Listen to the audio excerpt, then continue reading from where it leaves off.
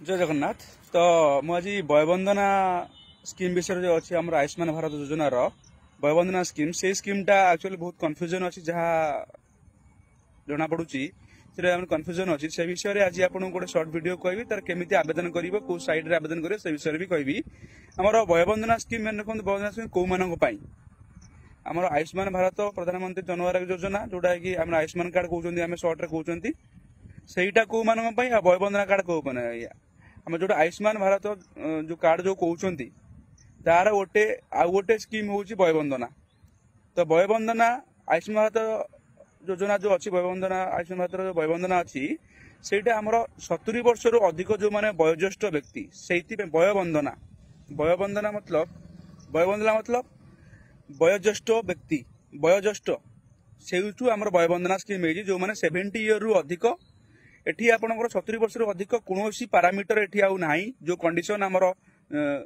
Normal scheme जो आमर अच्छी आयुष्मान भारत स्कीम जो मानकर राशन कार्ड थिबो से मानकर रही परिबो से जिनस एठी नाही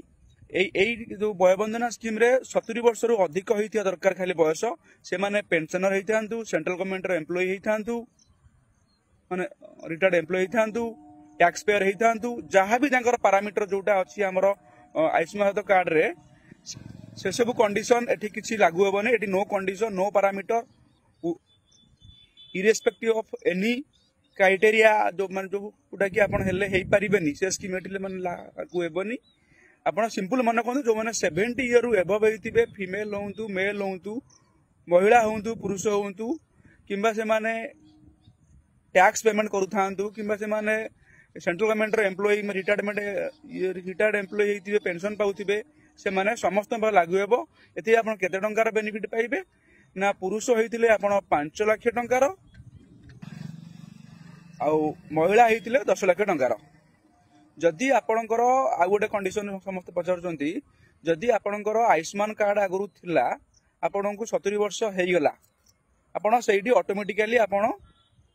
आयुष्मान स्कीम रे जाई रजिस्ट्रेशन वयवंदना स्कीम रजिस्ट्रेशन करदेला वयवंदना स्कीम को पळै जिवे।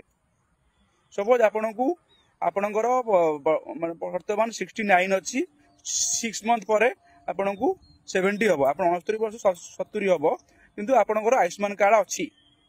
तो आप 70 वर्ष क्रॉस करगले आप वयवंदना स्कीम रजिस्ट्रेशन करदेले से ही जीवो। एक कथा दुई कथा जो मानकर आगु राशन कार्ड नथिला से मानकर वयवंदना कौन आवश्यक नहीं राशन कार्ड 70 वर्ष पर आवश्यक नहीं राशन कार्ड हवा राशन कार्ड करवा कौन आवश्यकता नहीं से माने डायरेक्ट आपण मेन जिनस वाला मोबाइल नंबर लिंक थिया दरकार आधार सहित सेति करिकि आपण beneficiary.gov.in से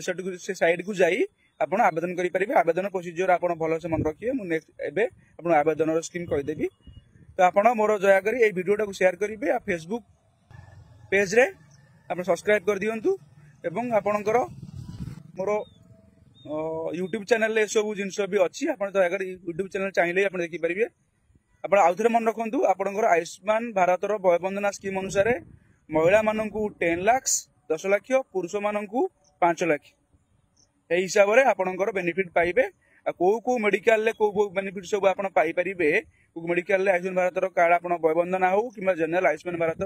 प्रधानमंत्री जन आरोग्य योजना हो कौ हॉस्पिटल आप फैसिलिटी अच्छी से हॉस्पिटल लिस्ट आपको ऑनलाइन अच्छी तथापि आप वीडियो करके आपको जनईदेवी। जय जगन्नाथ। Thank you.